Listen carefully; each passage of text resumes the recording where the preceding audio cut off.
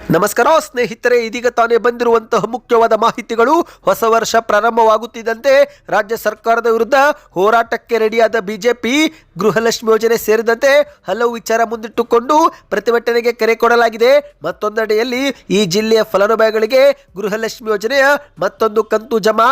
ಮತ್ತೊಂದೆಡೆಯಲ್ಲಿ ನಿಮ್ಮ ಹತ್ತಿರ BPL card ಇದ್ರೆ ಈ ವಿಡಿಯೋ ಪೂರ್ತಿಯಾಗಿ ನೋಡಿ. 8 ಲಕ್ಷಕ್ಕೂ ಅಧಿಕ ವಹಿವಾಟು ಮಾಡಿದ್ರೆ ಬಿಪಿಎಲ್ ಕಾರ್ಡ್ ರದ್ದು, ಹಲವು ನಿಯಮಗಳು ಬದಲಾವಣೆ, ಎಲ್ಲ ಮಾಹಿತಿ ಬಂದಿವೆ ಸ್ನೇಹಿತರೆ. ಕೋಗಿಲು ನಿರಾಶ್ರಿತರಿಗೆ ಮನೆ ಕೊಡಲು ಮುಂದಾದ ಸರ್ಕಾರ, ಆದರೆ ಸರ್ಕಾರದ ನಿರ್ಧಾರಕ್ಕೆ ಫಲಾನುಭವಿಗಳ ಆಕ್ರೋಶ. ಒಟ್ಟು 4 ಕಡೆಯಿಂದ ಸರ್ಕಾರ ಇಕ್ಕಟ್ಟಲ್ಲಿ ಸಿಲುಕಿ ಹಾಕಿಕೊಂಡಿದೆ. ಏನಿದು ಮಾಹಿತಿ ನೋಡೋಣ ಸ್ನೇಹಿತರೆ. ಮತ್ತೊಂದೆಡೆಯಲ್ಲಿ ಕೇಂದ್ರ ಸರ್ಕಾರದ ಬಜೆಟ್ ಮಂಡನೆಗೆ ದಿನಾಂಕ ಫಿಕ್ಸ್ ಆಗಿದೆ. ರೈತರಿಗೆ ವರ್ಷಕ್ಕೆ 12,000 ರೂಪಾಯಿ ಕೊಡುವಂತಹ ಯೋಜನೆ ಜಾರಿಗೆ ಆಗುವ ಸಾಧ್ಯತೆ. ಎಲ್ಲ ಮಾಹಿತಿಗಳನ್ನ ಡೀಟೇಲ್ ಆಗಿ ನೋಡೋಣ. ಅದಕ್ಕಿಂತ ಮೊದಲು ನೀವು ನಮ್ಮ ಚಾನಲ್ಗೆ ಮೊದಲು ಬಾರಿ ಭೇಟಿ ಕೊಡುತ್ತಿದ್ರೆ ದಯವಿಟ್ಟು ಸಬ್ಸ್ಕ್ರೈಬ್ ಆಗಿ, ಪಕ್ಕದಲ್ಲಿ ಕಾಣಿಸೋ ಗಂಟೆ ಒತ್ತಿ. ಇದರಿಂದ ರಾಜ್ಯದ ಮುಖ್ಯವಾದ ಮಾಹಿತಿಗಳು ನಿಮಗೆ ಸಿಗುತ್ತವೆ. ವಿಡಿಯೋಗೆ ಲೈಕ್ ಮಾಡಿ ಮತ್ತು ವಿಡಿಯೋ ಪೂರ್ತಿಯಾಗಿ ನೋಡಿ. ಬನ್ನಿ ಸ್ನೇಹಿತರೆ, ಎಲ್ಲ ಮುಖ್ಯವಾದ ಮಾಹಿತಿಗಳನ್ನ ಡೀಟೇಲ್ ಆಗಿ ನೋಡೋಣ. ನೀವು ಕೂಡ ಗೃಹಲಕ್ಷ್ಮಿ ಯೋಜನೆ ಫಲಾನುಭವಿಗಳಾಗಿದ್ರೆ ಈಗಲೇ ವಿಡಿಯೋಗೆ ಲೈಕ್ ಮಾಡಿ. ಹೌದು ಸ್ನೇಹಿತರೆ, ನಿಮ್ಮ ಬ್ಯಾಂಕ್ ಖಾತೆಗೆ ಹಣ ಜಮೆ ಆಗುತ್ತಿದೆಯಾ? ಯಾಕಂದ್ರೆ ಲಕ್ಷಾಂತರ ಫಲಾನುಭವಿಗಳಿಗೆ 3-4 ತಿಂಗಳಿನಿಂದ ಹಣವೇ ಜಮೆ ಆಗಿಲ್ಲ. ಇದೇ ಒಂದು ವಿಚಾರ ಮುಂದಿಟ್ಟುಕೊಂಡು ರಾಜ್ಯದ ಬಿಜೆಪಿ ಇದೀಗ ಹೋರಾಟಕ್ಕೆ ರೆಡಿ ಆಗ್ತಾ ಇದೆ. ಹೌದು, ಜನವರಿ 5ರಂದು ರಾಜ್ಯದ ಬಿಜೆಪಿ ಕೋರ್ ಕಮಿಟಿ ಸಭೆ ಮಾಡಲಿದ್ದು, ಈ ಒಂದು ಸಭೆಯಲ್ಲಿ ಡ್ರಗ್ ಮಾಫಿಯಾ, ಕನ್ನಡಿಗರಿಗೆ ಆಗುತ್ತಿರುವ ಅಪಮಾನ, ಗೃಹಲಕ್ಷ್ಮಿ ಯೋಜನೆಯ ಅಕ್ರಮ ಸೇರಿದಂತೆ ಹಲವು ವಿಷಯ ಕುರಿತಂತೆ ಸಮಗ್ರ ಚರ್ಚೆ ಮಾಡಿ ರಾಜ್ಯಾದ್ಯಂತ ಬಿಜೆಪಿ ಹೋರಾಟ ಮಾಡುವ ರೂಪುರೇಷೆಗಳನ್ನು ನಿರ್ಧರಿಸುತ್ತಿದೆ. ಈ ಬಗ್ಗೆ ಸ್ನೇಹಿತರೆ, ಸ್ವತಃ ಬಿಜೆಪಿ ರಾಜ್ಯಾಧ್ಯಕ್ಷ ಬಿ.ವಾ. ವಿಜಯೇಂದ್ರ ಅವರು ಬೆಂಗಳೂರಲ್ಲಿ ಮಾಧ್ಯಮಗಳ ಮುಂದೆ ತಿಳಿಸಿದ್ದಾರೆ. ಹೌದು, ಸುದ್ದಿಗಾರರೊಂದಿಗೆ ಮಾತನಾಡಿರುವಂತಹ ವಿಜಯೇಂದ್ರ ಅವರು ಕಾಂಗ್ರೆಸ್ ಸರ್ಕಾರದ ನೀತಿಗಳಿಂದ ಕರ್ನಾಟಕದ ಜನರಲ್ಲಿ ಅಸಮಾಧಾನ ಉಂಟಾಗಿ ದಂಗೆ ಏಳುವಂತಹ ಸ್ಥಿತಿ ನಿರ್ಮಾಣವಾಗಿದೆ. ಬೆಂಗಳೂರಿನ ಕೋಗಿಲು ಬಡಾವಣೆಯಲ್ಲಿ ಅಕ್ರಮ ಮನೆ ತೆರವು ವಿಚಾರದಲ್ಲಿ ಈಗ ಮುಖ್ಯಮಂತ್ರಿ ಮತ್ತು ಉಪಮುಖ್ಯಮಂತ್ರಿ ಅವರು ಯೂ ಟರ್ನ್ ಹೊಡೆದಿದ್ದಾರೆ. ಮೊದಲು ಮನೆಗಳನ್ನ ಕೆಡವಿ ಈಗ ಅಕ್ರಮ ವಲಸಿಗರಿಗೆ ಬೈಯಪ್ಪನಹಳ್ಳಿಯಲ್ಲಿ ರಾಜೀವ್ ಗಾಂಧಿ ಹೌಸಿಂಗ್ ಸೊಸೈಟಿಯ ಮನೆ ಕೊಡ್ತಿದ್ದಾರೆ ಎಂದು ಮಾಧ್ಯಮಗಳ ಮುಂದೆ ಕಿಡಿಕಾರಿದ್ದಾರೆ. ಗೃಹಲಕ್ಷ್ಮಿ ಯೋಜನೆ ಹಣ ಪ್ರತಿ ತಿಂಗಳು ಹಾಕುವುದಾಗಿ ಹೇಳಿ 4-5 ತಿಂಗಳಿನಿಂದ ಹಣವೇ ಹಾಕುತ್ತಿಲ್ಲ. ರಾಜ್ಯದಲ್ಲಿ ಈ ಒಂದು ಹಿಂದೆ ಅತಿವೃಷ್ಟಿಯಿಂದ ರೈತರು ಸಂಕಷ್ಟಕ್ಕೆ ಸಿಲುಕಿಕೊಂಡಾಗ ಮುಖ್ಯಮಂತ್ರಿ ಆದ ಸಿದ್ದರಾಮಯ್ಯನವರು ಪರಿಹಾರ ಕೊಡ್ತಾರೆ ಎಂದು ರೈತರು ನಿರೀಕ್ಷೆ ಮಾಡಿದ್ರು. ಆದರೆ ಬದಲಿಗೆ ರೈತರ ಸಂಕಷ್ಟಕ್ಕೆ ಸ್ಪಂದಿಸಬೇಕಾದಂತ ಸಿದ್ದರಾಮಯ್ಯನವರು ಕೇಂದ್ರ ಸರ್ಕಾರದ ಕಡೆಗೆ ಬೆರಳು ತೋರಿಸಿ ಕುಳಿತು ಬಿಟ್ರು ಎಂದು ಮಾಧ್ಯಮಗಳ ಮುಂದೆ ಕಿಡಿಕಾರಿದ್ದಾರೆ. ಸಿದ್ದರಾಮಯ್ಯನವರನ್ನ ಕನ್ನಡ ನಾಡಿನ ಮುಖ್ಯಮಂತ್ರಿ ಎಂಬುದನ್ನು ನಮಗೆ ನೆನಪಿಸಬೇಕಾದ ಪರಿಸ್ಥಿತಿ ಬಂದಿರುವುದು ದುರ್ದೈವ ಎಂದು ಮಾಧ್ಯಮಗಳ ಮುಂದೆ ವಾಗ್ದಾಳಿ ಮಾಡಿದ್ದಾರೆ. ಕನ್ನಡಿಗರ ಹೊಟ್ಟೆ ಮೇಲೆ ಹೊಡೆಯುವ ಕೆಲಸಕ್ಕೆ ಕೈ ಹಾಕುತ್ತಿರುವುದು ನಾಡಿನ ದುರಂತ ಎಂದು ಬೇಸರ ವ್ಯಕ್ತಪಡಿಸಿದ್ದಾರೆ. ಅಂದ ಹಾಗೆ ಸ್ನೇಹಿತರೆ, ಗೃಹಲಕ್ಷ್ಮಿಯರಿಗೆ ಮತ್ತೊಂದು ಗುಡ್ ನ್ಯೂಸ್ ಕೂಡ ಬಂದಿದೆ. ಹೌದು, ಇದೇ ಮಧ್ಯೆ ಗೃಹಲಕ್ಷ್ಮಿಯರಿಗೆ ಮತ್ತೊಂದು ಸಿಹಿ ಸುದ್ದಿ. ಉತ್ತರ ಕರ್ನಾಟಕದ ಕೆಲ ಜಿಲ್ಲೆಯ ಫಲಾನುಭವಿಗಳಿಗೆ 2,000 ರೂಪಾಯಿ ಜಮೆ ಆಗುವುದು ಶುರುವಾಗಿದೆ.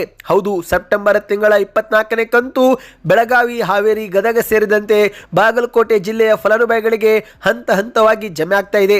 ಹೌದು ಸ್ನೇಹಿತರೆ, ಹಾವೇರಿ ಜಿಲ್ಲೆಯ ಫಲಾನುಭವಿಗಳಿಗೆ ಡಿಸೆಂಬರ್ 29ರಿಂದಲೇ ಹಣ ಜಮೆ ಆಗುವುದು ಶುರು ಆದರೆ, ಇತ್ತ ಬಾಗಲಕೋಟೆ ಮತ್ತು ಬೆಳಗಾವಿ ಜಿಲ್ಲೆ ಫಲಾನುಭವಿಗಳಿಗೆ ಜನವರಿ 1ರಿಂದ ಹಣ ಜಮೆ ಆಗ್ತಾ ಇದೆ ಎಂದು ಹೇಳಲಾಗಿದೆ. ಹೌದು, ಹೊಸ ವರ್ಷಕ್ಕೆ ಯಜಮಾನಿಯರಿಗೆ ಗುಡ್ ನ್ಯೂಸ್ ಸಿಕ್ಕಿದೆ. ನಿಮ್ಮ ಬ್ಯಾಂಕ್ ಖಾತೆಗೆ 2,000 ರೂಪಾಯಿ ಜಮಾ ಆಗಿದೆಯಾ? ಒಂದು ಬಾರಿ ನೀವು ಚೆಕ್ ಮಾಡಿಕೊಳ್ಳಿ. ಕೆಲವೊಮ್ಮೆ ಮೆಸೇಜು ಬಂದಿರೋದಿಲ್ಲ, ಆದರೆ ಬ್ಯಾಂಕ್ ಖಾತೆಗೆ ಹಣ ಬಂದಿರುತ್ತೆ. ಹಾಗಾಗಿ ಸ್ನೇಹಿತರೆ, ನೇರವಾಗಿ ಬ್ಯಾಂಕ್ ಪಾಸ್ಬುಕ್ ಅನ್ನ ಚೆಕ್ ಮಾಡಿಕೊಳ್ಳಿ. 24ನೇ ಕಂತಿನ 2,000 ರೂಪಾಯಿ ಬೆಳಗಾವಿ ಸೇರಿದಂತೆ ಉತ್ತರ ಕರ್ನಾಟಕದ ಕೆಲ ಜಿಲ್ಲೆಯ ಫಲಾನುಭವಿಗಳಿಗೆ ಜಮೆ ಆಗ್ತಾ ಇದೆ. ಹೌದು, ಎಲ್ಲಾ ಜಿಲ್ಲೆಗಳಿಗೆ ಬಂದಿದೆ ಇಲ್ಲವೋ ಗೊತ್ತಿಲ್ಲ ಸ್ನೇಹಿತರೆ, ಆದರೆ ಬೆಳಗಾವಿ, ಬಾಗಲಕೋಟೆ, ಹಾವೇರಿ ಮತ್ತು ಗದಗ ಜಿಲ್ಲೆಯ ಕೆಲ ಫಲಾನುಭವಿಗಳಿಗೆ ಜಮೆ ಆಗ್ತಾ ಇದೆ. ಈಗಾಗಲೇ ಫಲಾನುಭವಿಗಳು ಜಮಾ ಆಗಿರೋ ಮೆಸೇಜಿನ 2,000 ರೂಪಾಯಿ ಸ್ಕ್ರೀನ್ ಶಾಟ್ ಅನ್ನ ವಾಟ್ಸಪ್ನಲ್ಲಿ ಸ್ಟೇಟಸ್ ಇಟ್ಟು ಸಂತೋಷವೂ ಕೂಡ ವ್ಯಕ್ತಪಡಿಸುತ್ತಿದ್ದಾರೆ. ಹೌದು, ಗೃಹಲಕ್ಷ್ಮಿ ಯೋಜನೆ ಮೂಲಕ ಪ್ರತಿ ತಿಂಗಳು ಹಣ ಬರಬೇಕಾಗಿತ್ತು. ಆದರೆ ತಾಂತ್ರಿಕ ಕಾರಣಗಳಿಂದ 3-4 ತಿಂಗಳಿನಿಂದ ಹಣವೇ ಜಮೆ ಆಗಿಲ್ಲ. ಆದರೆ ಹೊಸ ವರ್ಷದ ಸಮಯದಲ್ಲಿ 2,000 ರೂಪಾಯಿ ಜಮಾ ಆಗಿರುವುದನ್ನು ನೋಡಿ ಫಲಾನುಭವಿಗಳು ಇದೀಗ ಮತ್ತೊಮ್ಮೆ ಸಂತೋಷ ವ್ಯಕ್ತಪಡಿಸಿದ್ದಾರೆ. ಅಂದ ಹಾಗೆ ಸ್ನೇಹಿತರೆ, ಡಿಸೆಂಬರ್ 16ರಿಂದಲೇ ಈ ಒಂದು ಹಣ ಬಿಡುಗಡೆ ಶುರುವಾಗಿದೆ. ಆದರೆ ಫಲಾನುಭವಿಗಳಿಗೆ ತಲುಪುವಷ್ಟರಲ್ಲಿ 15 ದಿನ ಬೇಕಾಗಿದೆ. ಹೌದು, ಡಿಸೆಂಬರ್ 16ರಿಂದಲೇ ಹಣಕಾಸು ಇಲಾಖೆಯಿಂದ 24ನೇ ಕಂತಿಗೆ ಚಾಲನೆ ಕೊಟ್ಟಿದ್ದೇವೆ ಎಂದು ಲಕ್ಷ್ಮೀ ಹೆಬ್ಬಾಳ್ಕರ್ ಅವರು ಹೇಳಿಕೆ ಕೊಟ್ಟಿದ್ರು. ಈಗ ಬರೋಬ್ಬರಿ 15 ದಿನಗಳ ಕಳೆದ ನಂತರ ಕೆಲ ಜಿಲ್ಲೆ ಫಲಾನುಭವಿಗಳಿಗೆ ಜಮೆ ಆಗ್ತಾ ಇದೆ. ಮುಂದಿನ ದಿನಗಳಲ್ಲಿ ಕರ್ನಾಟಕದ ಎಲ್ಲಾ ಫಲಾನುಭವಿಗಳಿಗೂ ಈ ಒಂದು ಕಂತುಗಳು ಜಮಾ ಆಗಲಿದೆ. ಸ್ನೇಹಿತರೆ, ನಿಮ್ಮ ಬ್ಯಾಂಕ್ ಖಾತೆಗೆ ಎಷ್ಟು ಕಂತು ಜಮಾ ಆಗಿದೆ ಎಂಬುದನ್ನು ನೀವು ಕಮೆಂಟ್ ಮಾಡಿ. ಬನ್ನಿ, ಇದೀಗ ಒಂದು ಮುಖ್ಯವಾದ ಮಾಹಿತಿಗೆ ಹೋಗೋಣ. ನಿಮ್ಮ ಹತ್ತಿರವೂ ಕೂಡ BPL ಕಾರ್ಡ್ ಇದ್ದರೆ ಕಮೆಂಟ್ನಲ್ಲಿ ಎಸ್ ಎಂದು ಕಮೆಂಟ್ ಮಾಡಿ. ಹೌದು ಸ್ನೇಹಿತರೆ, 8 ಲಕ್ಷಕ್ಕೂ ಅಧಿಕ ವಹಿವಾಟು ಮಾಡುತ್ತಿರುವವರ BPL ಕಾರ್ಡು ರದ್ದಾಗ್ತಾ ಇದೆ. ಹೌದು, ಕೇಂದ್ರ ಸರ್ಕಾರದ ಮಾರ್ಗಸೂಚಿಯ ಪ್ರಕಾರ ವರ್ಷಕ್ಕೆ 8 ಲಕ್ಷಕ್ಕೂ ಅಧಿಕ ವಹಿವಾಟು ಮಾಡಿದರೆ ಅಂಥವರ BPL ಕಾರ್ಡು ರದ್ದಾಗುತ್ತೆ. ಹೌದು ಸ್ನೇಹಿತರೆ, ಈ ಒಂದು ನಿಯಮದಿಂದ ಸಣ್ಣ ಪುಟ್ಟ ವ್ಯಾಪಾರಸ್ಥರಿಗೆ ತೊಂದರೆ ಈಗ ಶುರುವಾಗಿದೆ. ಹೌದು, ಪೇಟಿಎಂ, ಫೋನ್ ಪೇ ಮೂಲಕ ಹಣ ಪಡೆದುಕೊಳ್ಳುತ್ತಿರುವ ಸಣ್ಣ ಪುಟ್ಟ ವ್ಯಾಪಾರಸ್ಥರ BPL ಕಾರ್ಡು ರದ್ದಾಗುವ ಸಾಧ್ಯತೆ ಇದೆ. ಯಾಕಂದ್ರೆ ಸ್ನೇಹಿತರೆ, ಕೇಂದ್ರ ಸರ್ಕಾರದ್ದೇ ನಿಯಮವಿದ್ದು 1 ವರ್ಷದಲ್ಲಿ 8 ಲಕ್ಷಕ್ಕೂ ಅಧಿಕ ವಹಿವಾಟು ನೀವು ಮಾಡಿದರೆ ಆಗ BPL ಕಾರ್ಡು ರದ್ದಾಗುತ್ತೆ. ಹೌದು, ಬಹಳ ಕಡಿಮೆ ಲಾಭದೊಂದಿಗೆ ಸಾಕಷ್ಟು ಜನರು ಇಂದು ವ್ಯಾಪಾರ ಮಾಡುತ್ತಿದ್ದು, ಆದರೆ 8 ಲಕ್ಷ ಮೀರಿದೆ ಎಂಬ ಕಾರಣಕ್ಕೆ ಹಲವರ BPL ಕಾರ್ಡು ರದ್ದಾಗುತ್ತಿದೆ. ಸದ್ಯ ಈ ಕುರಿತಂತೆ ಕೇಂದ್ರದ ಆಯೋಗ ಹೆಚ್ಚಿನ ಗಮನ ಹರಿಸಬೇಕು ಎಂದು ಸರ್ಕಾರಕ್ಕೆ ಈ ಬಗ್ಗೆ ನಾವು ಶಿಫಾರಸು ಮಾಡುತ್ತೇವೆ ಎಂದು ರಾಜ್ಯದ ಆಹಾರ ಆಯೋಗದ ಅಧ್ಯಕ್ಷಕ ಡಾಕ್ಟರ್ ಎಚ್ ಕೃಷ್ಣನ್ ಅವರು ಸುದ್ದಿಗೋಷ್ಠಿಯಲ್ಲಿ ತಿಳಿಸಿದ್ದಾರೆ. ಅಂದಹಾಗೆ ಸ್ನೇಹಿತರೆ, ಮತ್ತೊಂದು ನಿಯಮದ ಮೂಲಕವೂ ಕೂಡ ಹಲವರ BPL ಕಾರ್ಡು ರದ್ದಾಗ್ತಾ ಇದೆ. ಎಷ್ಟೋ ಜನರು ಅರ್ಜಿ ಸಲ್ಲಿಕೆ ಮಾಡಿದರೂ ಕೂಡ ಅರ್ಜಿಗಳು ತಿರಸ್ಕೃತಗೊಂಡಿವೆ. ಹೌದು, ಅದೇನೆಂದರೆ ಸ್ನೇಹಿತರೆ, ಒಂದು ಕುಟುಂಬದ ವರ್ಷದ ಆದಾಯ 1,20,000 ಮೀರಿರಬಾರ್ದು, ಆಗ ಮಾತ್ರ BPL ಕಾರ್ಡು ಪಡೆದುಕೊಳ್ಬೇಕಂತೆ. ಹಾಗೆ ನೋಡಿದರೆ ಸ್ನೇಹಿತರೆ, ಪ್ರತಿನಿತ್ಯ ನೀವು ಕೇವಲ 500 ರೂಪಾಯಿ ದುಡಿದ್ರು ಅದು ವರ್ಷಕ್ಕೆ 1,80,000 ಆಗುತ್ತೆ. ಈ ಮೂಲಕ ಬಡವರು ಆಗಿದ್ರೂ ಕೂಡ ಎಷ್ಟೋ ಜನರು ಅರ್ಜಿ ಸಲ್ಲಿಕೆ ಮಾಡಲು ಸಾಧ್ಯವಾಗುತ್ತಿಲ್ಲ.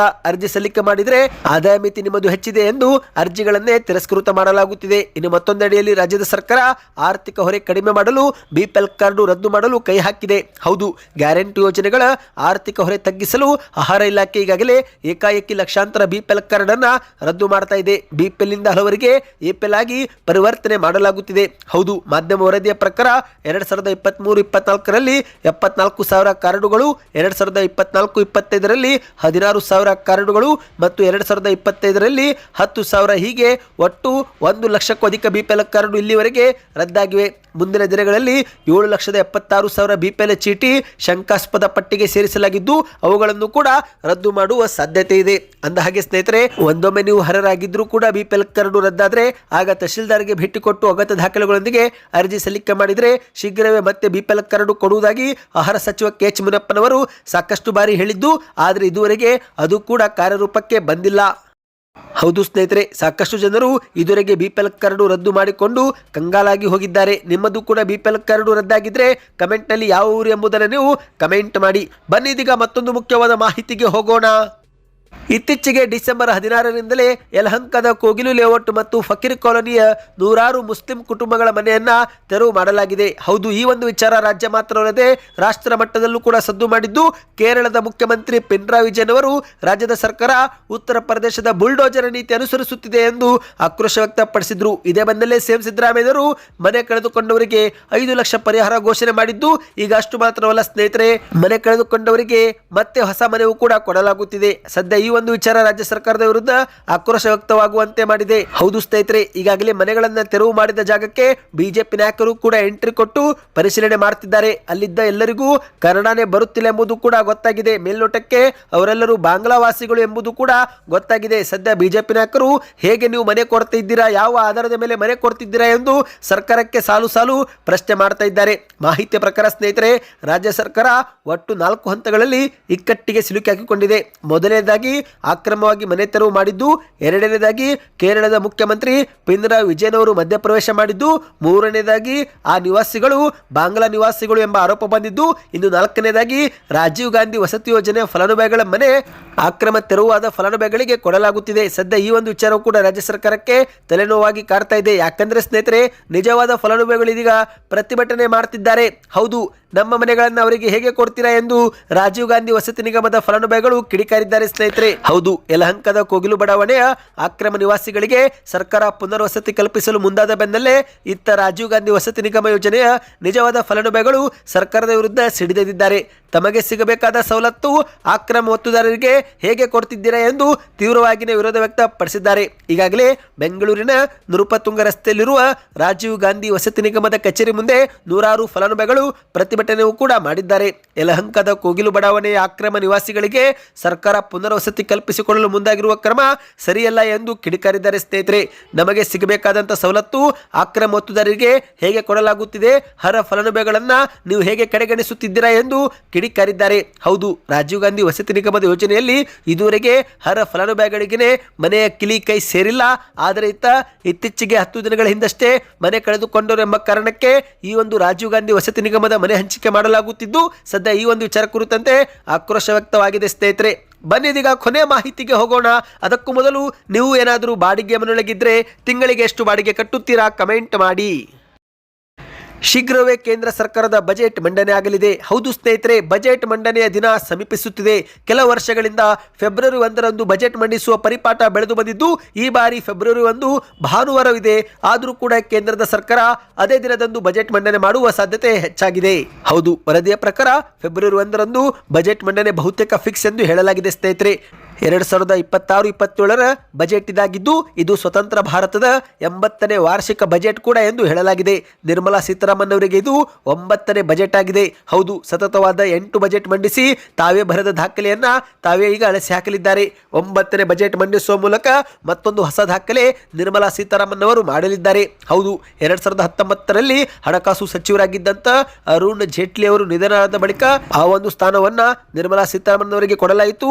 ನಿರ್ಮಲಾ ಸೀತಾರಾಮನ್ ಅವರು ಸತತವಾಗಿ ಆ ಒಂದು ಸ್ಥಾನವನ್ನು ನಿಭಾಯಿಸಿದ್ದು, ಪ್ರಧಾನಿ ಮೋದಿ ಅವರ ವಿಶ್ವಾಸ ಉಳಿಸಿಕೊಂಡು ಬರುವಲ್ಲಿ ಅವರು ಯಶಸ್ವಿಯಾಗಿದ್ದಾರೆ. ಸದ್ಯ ಇದೀಗ ಫೆಬ್ರವರಿ 1ರಂದು 9ನೇ ದಾಖಲೆ ಬಜೆಟ್ ಅನ್ನ ನಿರ್ಮಲಾ ಸೀತಾರಾಮನ್ ಅವರು ಮಂಡಿಸಲಿದ್ದಾರೆ. ಅಂದ ಹಾಗೆ ಸ್ನೇಹಿತರೆ, ಈ ಬಾರಿ ಆದರೂ ರೈತರಿಗೆ PM ಕಿಸಾನ್ ಸಮೃದ್ಧಿ ಯೋಜನೆಯ ಮೊತ್ತ ದ್ವಿಗುಣವಾಗುತ್ತಾ ಎಂಬುದು ನಾವೆಲ್ಲರೂ ಕಾದು ನೋಡಬೇಕಾಗಿದೆ.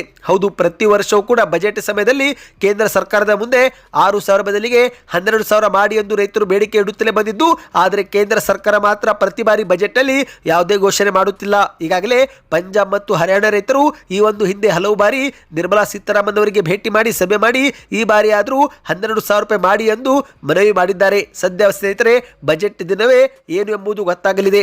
ನೀವು ಕೂಡ ಏನಾದರೂ ಕಿಸಾನ್ ಸಮ್ಮಾನ್ ನಿಧಿ ಯೋಜನೆ ಫಲಾನುಭವಿಗಳಾಗಿದ್ದರೆ ಕಮೆಂಟ್ ನಲ್ಲಿ ಕಿಸಾನ್ ಸಮ್ಮಾನ್ 12,000 ಎಂದು ಕಮೆಂಟ್ ಮಾಡ್ತಾ, ಮಾಹಿತಿಗಳು ಇಷ್ಟವಾಗಿದ್ರೆ ವಿಡಿಯೋಗೆ ಲೈಕ್ ಮಾಡಿ, ಚಾನಲ್ಗೆ ಸಬ್ಸ್ಕ್ರೈಬ್ ಆಗಿ.